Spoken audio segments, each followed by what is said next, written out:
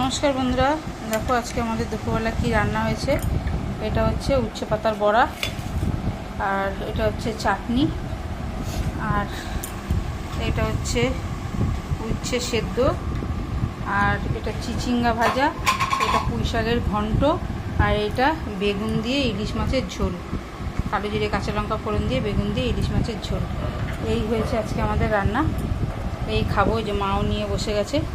এইসব রান্না হয়েছে আমাদের আজকে। দেখো বন্ধুরা, এখানেই রাখছি, পরের ভিডিও নিয়ে আবার তোমাদের কাছে আসব। তোমরা অনেক অনেক ভালোবাসা দিও, লাইক শেয়ার সাবস্ক্রাইব করো।